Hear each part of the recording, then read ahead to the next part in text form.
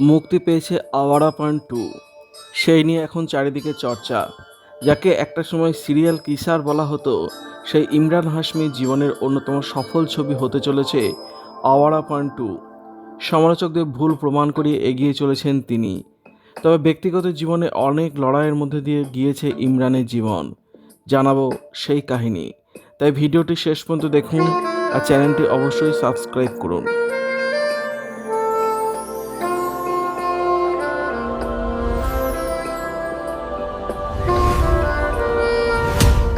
দীর্ঘ প্রতীক্ষার পর অবশেষে গত 14ই আগস্ট প্রেক্ষাগৃহে মুক্তি পেয়েছে ইমরান হাশমি অভিনীত আওয়ারা পান 2।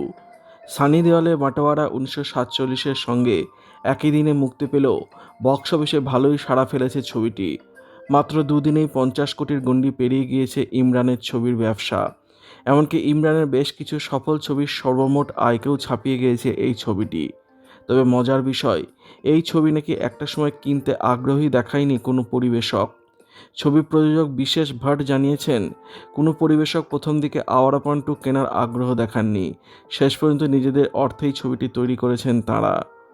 ছবি মুক্তির আগে এক সাক্ষাৎকারে বিশেষ বলেন, আপনি যদি আওয়ারা পানের মতো ছবি দেখতে চান তাহলে প্রেক্ষাগৃহে গিয়ে সেই সব ছবিকে সমর্থন করতে হবে। তা না হলে আমি কিভাবে বুঝবো যে আপনি এই ধরনের ছবি দেখতে আগ্রহী? আমি যদি সেটা বুঝতে পারি তাহলে নিজের কষ্টার্জিত টাকা দিয়ে সেই সুযোগ কাজে লাগাবো। কিন্তু একটা ক্যাশ গ্রাব অর্থাৎ বিপুল আর্থিক আয়ের কথা মাথায় রেখে এবং ব্যবসায়িক দিক ভেবে তৈরি হয় ছবিটি। প্রযোজক আরও বলেন, প্রথম ছবির গল্পই আপনাকে দ্বিতীয় ছবির দিকে নিয়ে যাবে। এটা যদি ক্যাশ গ্র্যাব হয় তাহলে পরিবেশকরা ছবিটি কিনতে আগ্রহ দেখাতেন, আর আজ আমি লাভের হিসাব নিয়ে ঘরে বসে থাকতাম। কেউ ছবিটি কিনতে আসেননি, আমরা নিজেদের টাকা দিয়ে ছবিটি তৈরি করেছি। তবে ছবি তৈরি হওয়ার সময় পরিস্থিতি বদলাতে শুরু করে বলে জানান তিনি। তার কথায়, ছবিটি তৈরি হওয়ার পর বাজারে আগ্রহ তৈরি হয়েছিল। দর্শক যদি এই ধরনের ছবি ভালোবাসেন তাহলে আওয়ারা পানের মতো আরও ছবি তৈরি করা সম্ভব। 2007 সালে মুক্তি পাওয়া আওয়ারা পান প্রথমে বক্স অফিসে বিশেষ সাফল্য পায়নি। সেখানেও অভিনয় করেছিলেন ইমরান। তবে সময়ের সঙ্গে সঙ্গে ছবিটি কাল্ট তকমা অর্জন করে। প্রায় 2 দশক পর সেই ছবির সিকুয়েল তৈরি করে ফিরেছেন ইমরান। নিতিন কাক্কার পরিচালিত আওয়ারা পান 2 ছবিতে গুরুত্বপূর্ণ চরিত্রে রয়েছেন শাবানা আজমি, দিশা পাটানি। প্রথম ছবিতে 6টি গুলির আঘাতের পর বেঁচে যান ইমরান অভিনীত চরিত্রটি শিবম।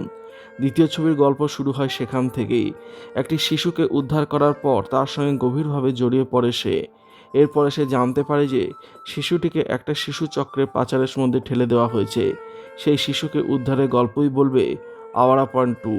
মুক্তির প্রথম দিনে এই ছবি 2007 সালে আওয়ারা পানের সর্বকালীন আয়কে ছাপিয়ে যায়। এরপর শনিবারের ব্যবসাতে ইমরানের বেশ কয়েকটি সফল ছবির আয়কে টপকে যায় এই ছবি। তার মধ্যে রয়েছে হক, রাজ 2, এক থি ডায়ন জান্নাত। এখনও পর্যন্ত ছবিটি দেশের মাটিতে 55 কোটি টাকার ব্যবসা করেছে। বিশ্বের বাজারে আয় দাঁড়িয়েছে প্রায় 72 কোটি 90 লক্ষ টাকা। এত সুপারহিট ছবির নায়কের জীবনের মোটেই সহজ ছিল না। অনেক লড়াই লড়তে হয়েছে।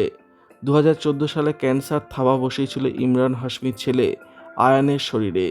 4 বছরের ছোট্ট ছেলের মারণ ব্যাধি। অস্ত্রোপচার করে বাদ দিতে হয়েছিল একটি কিডনিও। নিজের লেখা বইতে সন্তানের সেই যন্ত্রণাময় দিনগুলি ফিরে দেখেছেন অভিনেতা ইমরান হাশমি। সন্তান সুস্থ হয়ে ওঠার পর the kiss of life, how A super hero and my Son defeated cancer নামে একটি বই লেখেন ইমরান। তাতে ক্যান্সারের সঙ্গে ছেলের আয়ান অর্থাৎ পরিবারের লড়াইয়ের কাহিনী বর্ণনা করেছেন অভিনেতা। সম্প্রতি একটি সাক্ষাৎকারে ইমরান জানান, মাত্র 12 ঘন্টায় বদলে যায় তাঁর জীবন। ছেলে এমন মারণ রোগে আক্রান্ত শুনে কান্নায় ভেঙে পড়েছিলেন অভিনেতা। কিন্তু তার স্ত্রী সবসময় লড়াই করার সাহস জুগিয়েছেন তাকে।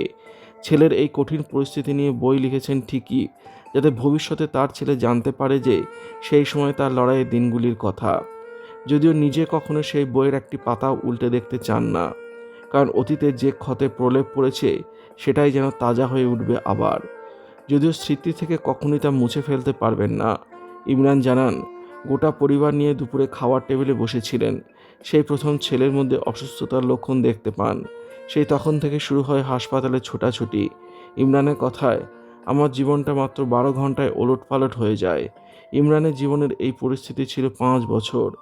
এখন তার ছেলে রোগমুক্ত হলেও তবে সেই সময়টাকে তাকে প্রতিকূল পরিস্থিতির সঙ্গে মোকাবিলা করার শক্তি দিয়েছে। ভিডিওটি আপনার কেমন লাগলো কমেন্টের মাধ্যমে লিখে জানাবেন। ভালো লাগলে শেয়ার করবেন আর অবশ্যই চ্যানেলটি সাবস্ক্রাইব করবেন। ধন্যবাদ।